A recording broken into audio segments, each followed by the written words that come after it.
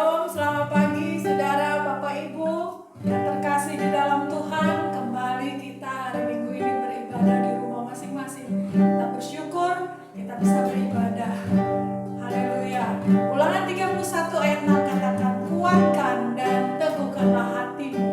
Janganlah takut dan janganlah gentar karena mereka, sebab Tuhan Allahmu, dialah yang berjalan menyertai engkau. Ia tidak akan membiarkan engkau dan tidak akan meninggalkan engkau. Amin. Untuk firman Tuhan. Mari saudara jemaat kita bersama berdoa. Terima kasih Bapa di surga, kalau pada pagi hari ini kembali kami datang kepada Tuhan, bersyukur kami bisa beribadah Tuhan, memuji dan memuliakan nama Tuhan. 2 atau 3 orang berkumpul di dalam nama-Mu Tuhan, Engkau hadir bersama-sama dengan kami.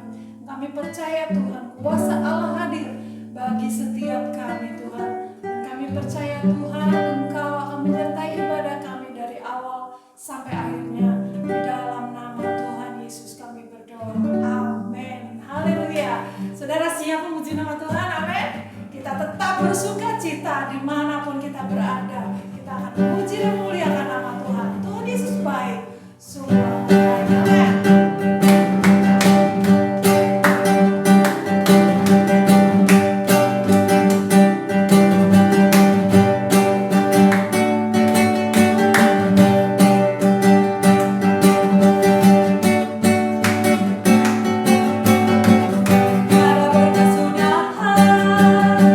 Kasih setiamu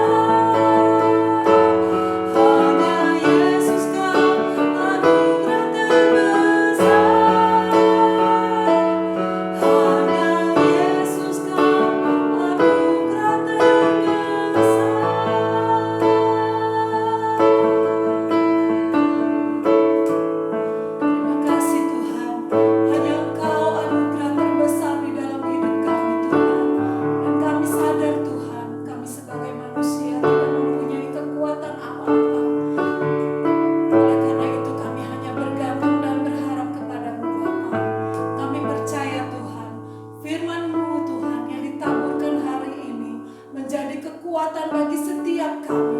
Maka kami akan melangkahkan kaki kami bersama-sama dengan Engkau Tuhan. Kami tidak akan takut lagi karena Engkau beserta dengan kami. Terima kasih Bapa, terima kasih. Firman-Mu adalah kekuatan bagi hidup kami.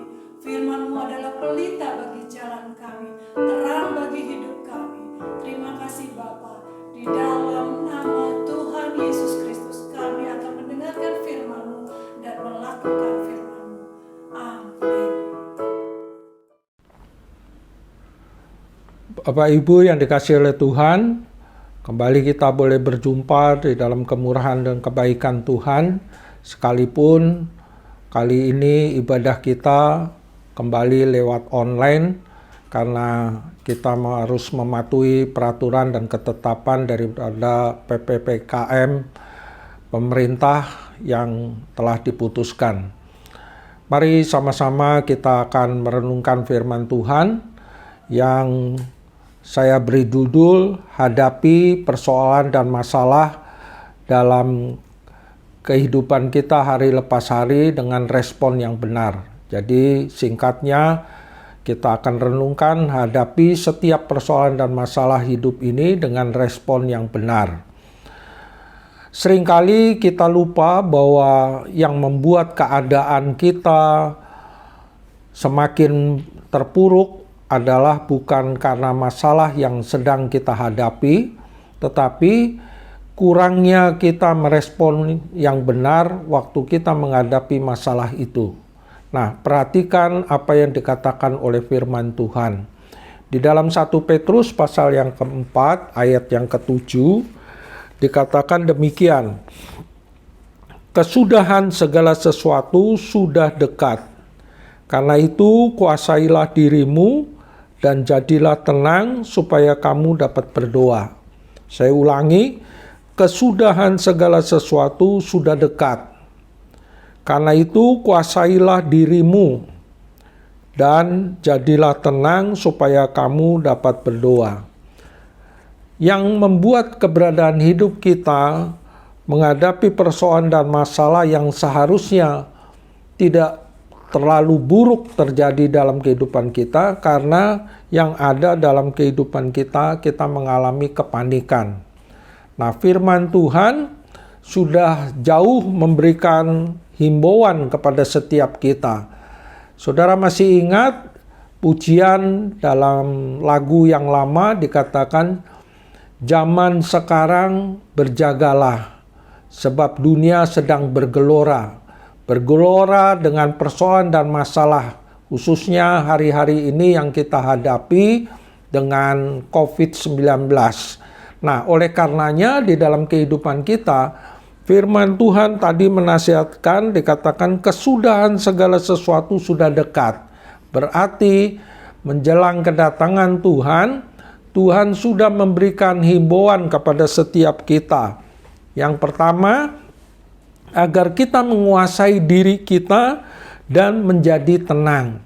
Kenapa yang ada dalam kehidupan kita tidak mengalami ketenangan? Karena kita panik, khususnya dalam menghadapi masa-masa yang sekarang terjadi dengan COVID-19. Yang ada kita bingung karena satu orang katakan ini gejalanya model begini, yang satu bilang ini persoalannya karena kita lengah, kita tidak melakukan segala sesuatu yang seharusnya kita kerjakan dan lakukan menurut aturan dan ketetapan yang sudah pemerintah lakukan. Dan banyak hal yang membuat kita menjadi bingung dan kita tidak menjadi tenang. Tapi firman Tuhan katakan, kalau kita bisa menguasai diri kita dengan tenang, maka yang utama yang kita kerjakan, kita berdoa. Kita tidak mencari sesuatu yang kaitannya dengan persoalan dan masalah yang ada, tapi kita tetap bisa tenang dan kita berdoa.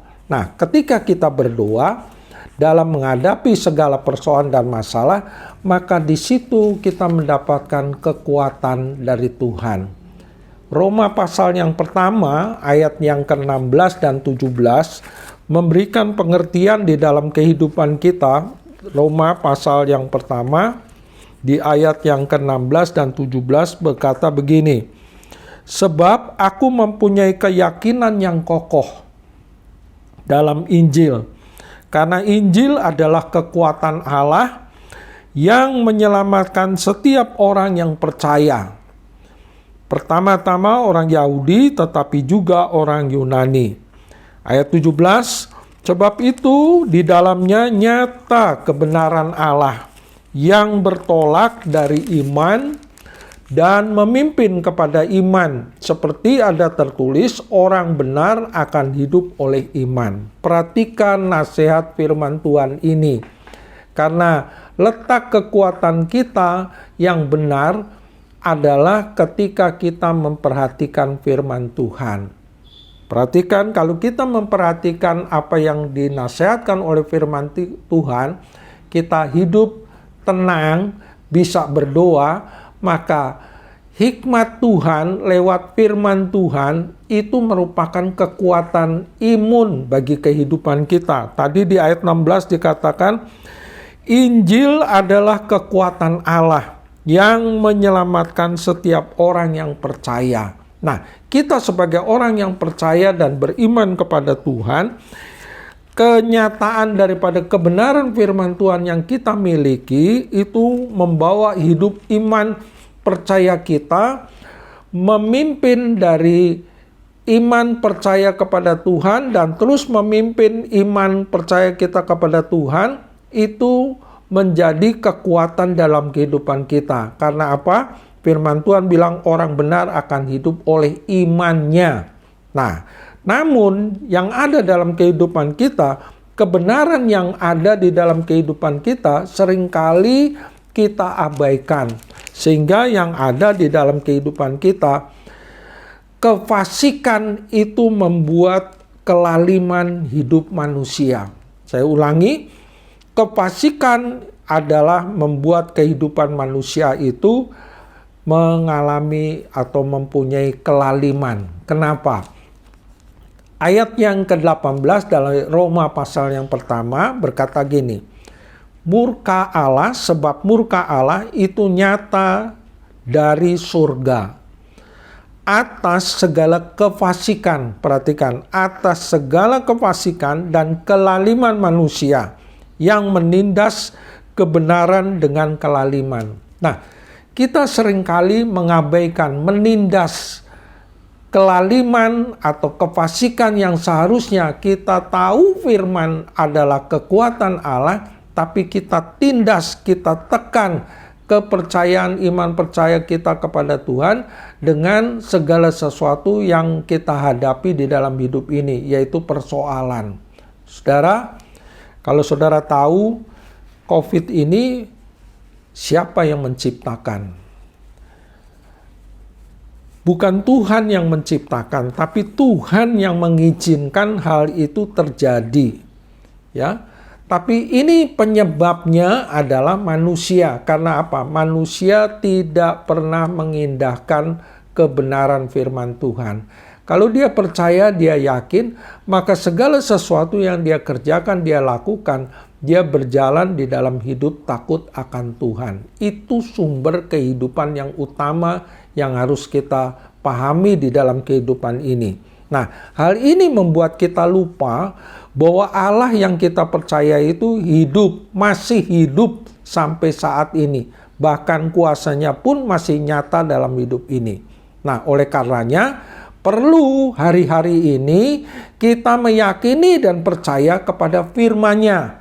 Saya ulangi, perlu hari-hari ini kita memahami atau meyakini iman percaya kita kepada firman Tuhan. Perhatikan apa yang dikatakan dalam firman Tuhan di dalam Yohanes pasal yang pertama di ayat yang keempat dan kelima. Yohanes pasal 1 ayat yang keempat dan kelima berkata begini, dalam Dia ada hidup.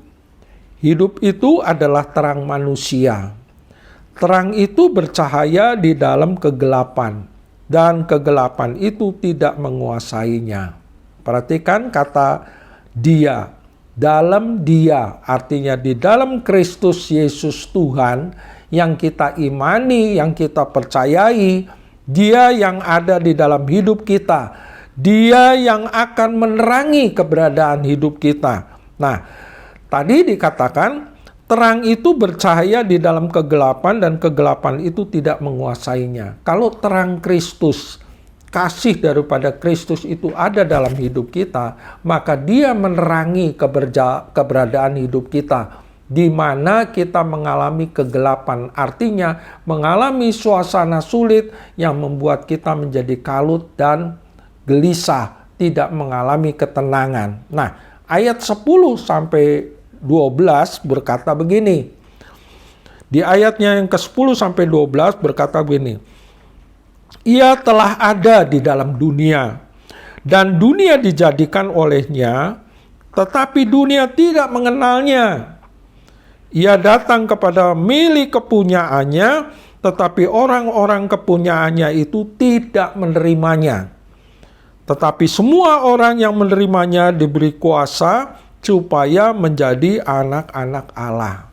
Jelas tadi apa yang dikatakan dalam Roma pasal 1 ayat 18, ini kaitannya dengan firman di ayat yang ke-10 dari Roma pasal pertama sampai 12. Yaitu yang tadi dikatakan, ia telah, artinya Kristus yang telah ada di dalam dunia ini, di mana dunia ini dijadikan olehnya, tetapi dunia tidak mengenalnya. Aneh kan? Kita ada di dalam dunia ini. Kita tahu yang membuat dunia ini dan dunia ini yang kita pijak ini bisa ada itu karena ciptaan Allah. Tapi kita nggak sadar. Kita pikir dunia ini ada, begitu aja ada. Tapi firman Tuhan katakan semua yang ada di dalam kehidupan kita, yang kita bisa lihat, kita bisa nikmati, itu karena diciptakan oleh Allah. Ayat yang pertama dari dari Yohanes pasal pertama ayat 1 dan 2 itu udah jelas menjelaskan hal itu. Nah, oleh karenanya perhatikan apa yang harus kita perhatikan. Di ayat 4 tadi kembali di Yohanes pasal 1 ayat 4 yang dikatakan dalam dia ada hidup dan hidup itu adalah terang manusia. Nah, hal ini menjamin, seharusnya kita mengerti bahwa hal ini menjamin keberadaan hidup kita di mana kita dijagai seperti biji matanya Tuhan. Saya ulangi. Ayat yang keempat dari Yohanes pasal yang pertama tadi, ini yang dikatakan menyatakan bahwa terangnya itu menjamin, yaitu dengan kata lain kita dijamin dijagai oleh Tuhan seperti biji mata Tuhan sendiri. Nah, kalau kita dikasihi oleh Tuhan dan selalu setia terhadap segala nasihat, maka jaminan bagi hidup kita itu menjadi satu jaminan yang nyata. Nanti saudara bisa baca di dalam Mazmur pasal 31 ayat 24. Bahkan dikatakan malaikatnya akan diperintahkannya kepadamu untuk menjaga engkau. Itu jaminan yang datang dari Tuhan. Lalu, maaf, engkau di segala jalanmu itu diperhatikan dan dijagai oleh Tuhan. Mazmur pasal 91 ayat 11. Tetapi yang ada di dalam kehidupan kita, yaitu lihat, dari Yohanes pasal yang pertama ayat 11 dan 12. Ia datang kepada milik kepunyaannya, tetapi orang kepunyaannya itu tidak menerimanya. Tetapi semua orang yang menerimanya diberi kuasa supaya menjadi anak-anak Allah. Artinya begini, kita harusnya mengerti bahwa jaminan di dalam kehidupan kita, yaitu Tuhan selalu menjagai, memperhatikan keberadaan hidup kita seperti biji matanya. Bahkan tadi di dalam Mazmur 31 ayat 24, malaikatnya diperintahkannya kepadamu untuk menjaga engkau. Dan engkau berjalan di segala jalanmu selalu ada di dalam pendampingan Tuhan. Itu yang pertama. Jadi yang pertama, Tuhan menjamin keberadaan hidup kita dengan menjagainya seperti biji mata Tuhan. Yang kedua, Kalau kita perhatikan dalam pembacaan kita di ayat 11 dan 10 yang ada di Yohanes pasal yang pertama. Kenapa saya baca di ayat 11 baru ayat 10? Perhatikan ini. Ia datang kepada milik kepunyaannya, tetapi orang kepunyaannya itu tidak menerimanya. Pertanyaannya, ini ada nggak di dalam hidup kita? Ia datang kepada milik kepunyanya, artinya datang di dalam kehidupan kita yang seharusnya kita sadar bahwa kita ini kepunyaan Allah. Tapi orang-orang yang memiliki keberadaan hidupnya bahwa kita ini adalah milik Allah tidak menerimanya. Lalu ayat 10 dikatakan, ia telah ada di dalam dunia dan dunia dijadikan olehnya, tetapi dunia tidak mengenalnya. Artinya sama. Kita tahu bahwa kita adalah milik kepunyaan Tuhan. Tadi di bagian yang pertama dikatakan kita dijagai, tetapi kita tidak pernah menerima apa yang menjadi keyakinan kita, iman percaya kita bahwa kita ini milik kepunyaan Allah. Sehingga yang ada di dalam kehidupan kita, kita tidak pernah selalu sadar bahwa hidup yang ada di dalam hidup kita adalah karena kemurahan dan kebaikan Tuhan. Nah, saudara buka itu dalam Matius pasal yang ke-24. Matius pasal yang ke-24 di ayat yang ke-42 sampai yang ke-44. Saudara lihat Matius pasal 24 ayat 42 sampai yang ke-44. Firman Tuhan katakan begini, karena itu berjaga-jagalah sebab kamu tidak tahu pada hari mana Tuhanmu datang. Tetapi ketahuilah ini, jika tuan rumah tahu pada waktu mana pada malam hari pencuri itu akan datang, sudahlah pasti ia berjaga-jaga dan tidak akan membiarkan rumahnya dibongkar. Sebab itu hendaklah kamu juga siap sedia karena anak manusia datang pada saat yang tidak kamu duga. Nah, tadi dihimbau di dalam kehidupan kita, kedatangan Tuhan semakin dekat. Oleh karenanya kita perlu berjaga-jaga. Namun yang ada di dalam kehidupan kita, kita selalu mengabaikan apa yang menerangi hidup kita, yaitu dari kebenaran firman Tuhan. Nah, coba saudara bisa lihat dari sebelumnya yang pernah saya sampaikan di doa malam tentang bagaimana keberadaan hidup kita saat-saat ini itu tidak beda dengan zaman Nuh. Saudara bisa lihat itu di dalam Matius pasal 24 ayat 37 sampai 39. Di situ dikatakan, sebagaimana halnya zaman Nuh, demikian pula halnya kelak pada kedatangan anak manusia, yaitu sekarang. Ya, keadaannya seperti zaman Nuh, yaitu apa? Sebagaimana mereka pada zaman sebelum air bah itu adalah makan dan minum, kawin mengawinkan sampai kepada hari Nuh masuk ke dalam bahtera. Jadi itu situasi, kondisi di zaman Nuh, yaitu kerjanya kawin mengawinkan, makan, minum, dan segala sesuatu yang kita bisa lihat dan kita bisa sadari bahwa itu sekarang juga sama seperti itu. Tapi di ayat 39 berkata, mereka tidak tahu akan sesuatu sebelum air bah itu datang dan melenyapkan mereka semua. Demikian pula halnya kelak pada kedatangan anak manusia. Di zaman Nuh diperintahkan membuat bahtera. Nah, di zaman sekarang yang tidak beda seperti zaman Nuh, Tuhan memberkati kita dengan segala sesuatu yang dikatakan dalam firman Tuhan. Tadi dalam Roma pasal yang pertama ayat 16 dikatakan, Injil itu adalah kekuatan Allah. Makanya yang harus kita pegang yaitu kebenaran firman Tuhan. Tapi kelaliman kita, kefasikan hidup kita selalu menekan Injil. Kita menekan perkataan firman Tuhan.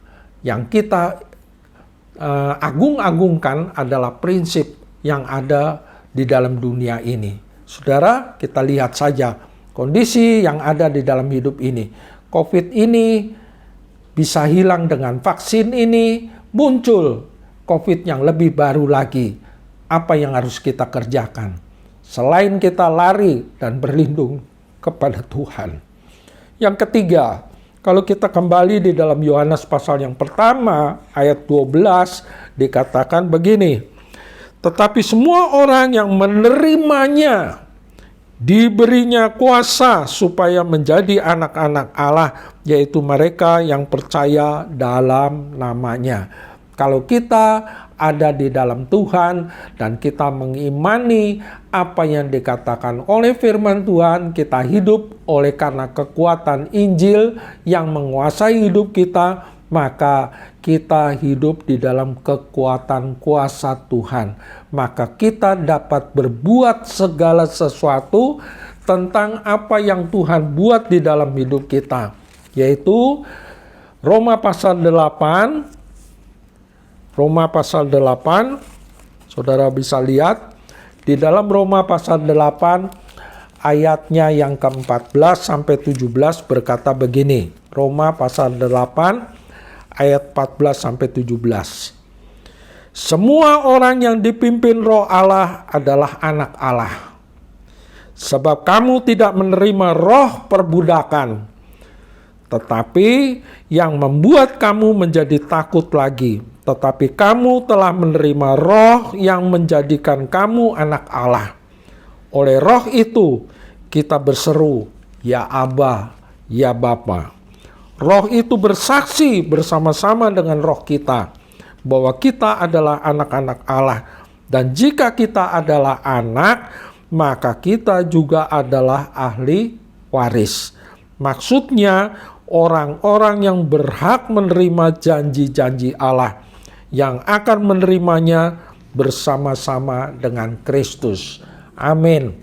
Kita percaya, kita yakin, kalau kita memiliki kekuatan kuasa Tuhan, maka kita dapat berbuat segala sesuatu yang ada dalam hidup ini, tidak menjadi budak yang tadi dikatakan budak yang selalu membawa ketakutan. Artinya budak yang memasuki pemikiran kita tentang kekuatan daripada kekuatan yang ada dalam dunia. Tetapi kita tidak diperbudak dengan kekuatan yang ada dalam dunia, tapi kita dipenuhi dengan kekuatan kuasa Roh Allah yang membangun iman percaya kita, dan kita yakini bahwa kita adalah ahli waris daripada kerajaan surga. Nah, kalau kita tahu ini, maka kita memiliki kesimpulan, yaitu di dalam Amsal pasal yang ketiga. Kita memiliki kesimpulan yang tertulis dalam Amsal pasal yang ketiga. Saudara bisa lihat Amsal pasal yang ketiga di ayat yang ke-21 sampai 23. Dikatakan begini, hai anakku, janganlah pertimbangan dan kebijaksanaan itu menjauh dari matamu, dan peliharalah itu. Maka itu akan menjadi kehidupan bagi jiwamu dan perhiasan bagi lehermu. Maka engkau akan berjalan di jalanmu dengan aman dan kakimu tidak terantuk. Saudara, perhatikan ayat 21 diawali dikatakan, janganlah pertimbangan dan kebijakan itu menjauh dari matamu dan peliharalah itu. Maka itu akan menjadi kehidupan bagi jiwamu. Artinya gini, kita melihat jelas dunia yang kita pijak, yang kita bisa rasakan dan kita nikmati di dalam dunia ini adalah perbuatan daripada Allah.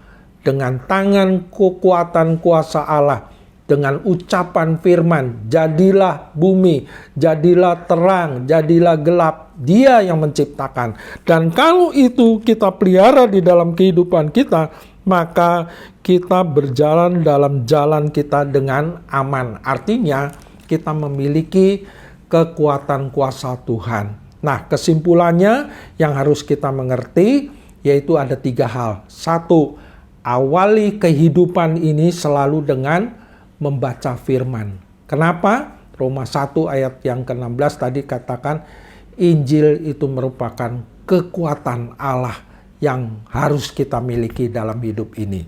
Yang kedua, berdoa dan bersekutu kepada Tuhan. Jangan pernah lupa berdoa. Kalau kita berdoa, bersekutu dengan Tuhan, itu adalah awal perjalanan kehidupan kita untuk melibatkan Tuhan dalam setiap perjalanan hidup kita sehingga kita mengalami keamanan dari penjagaan Tuhan. Yang ketiga, yang terakhir, selalu ingat nasihat firman Tuhan. Jadi kalau firman Tuhan sudah menasihatkan kita, ingat itu terus. Tadi kan di Roma tadi, di dalam Roma pasal 3 dikatakan, janganlah pertimbangan dan kebijaksanaan yang telah kita miliki dari Tuhan, itu kita lupakan. Saudara bisa baca itu selanjutnya sampai di ayat 23. Itu saja pesan firman Tuhan. Kita bersyukur bahwa hari ini sekalipun kita tidak ibadah di rumah Tuhan, tapi kita bisa beribadah lewat online. Mari kita tundukkan kepala, kita satukan hati di dalam doa. Kami sangat bersyukur dan terima kasih. Kalau hari ini sekalipun dunia menekan keberadaan hidup kami untuk tidak bisa beribadah di rumahmu, tapi kami masih punya hikmat, pertimbangan dalam kebijaksanaan yang harus kami kerjakan dalam hidup ini, bahwa kami tidak boleh meninggalkan Tuhan. Kami bisa tetap bersekutu di dalam Tuhan. Sekalipun lewat online, kami boleh mendengar firman Tuhan, dan firman Tuhan yang kami dengar merupakan kekuatan daripadamu yang kami miliki. Sehingga setiap langkah hidup kami yang kami jalani di dalam kehidupan, sekalipun dalam masa pandemi ini, kami tetap aman. Karena kami dijagai dan dipenuhi dengan kekuatan kuasa Allah. Mari Bapa, apa yang telah kami dengar dari firman-Mu, penuhkan kami dengan kekuatan kuasa-Mu, sehingga kami boleh merasakan berkat anugerah kemurahan Tuhan. Saudara yang dikasihi oleh Tuhan, terimalah berkat Tuhan. Anugerah daripada Tuhan Yesus Kristus dan kasih Allah Bapa serta persekutuan Roh Kudus akan menyertai hidupmu dari saat ini bahkan sampai selama-lamanya. Amin. Bapak Ibu yang dikasihi oleh Tuhan, ada sedikit pengumuman minggu ini dan minggu depan serta minggu depan lagi, yaitu minggu depan tanggal 11 dan minggu depan lagi tanggal 18, sesuai dengan pengumuman dari pemerintah, kita tidak ibadah di rumah Tuhan, tapi kita tetap ibadah lewat online. Kembali kita bertemu nanti di rumah Tuhan di tanggal 25. Terima kasih, Tuhan memberkati. Shalom.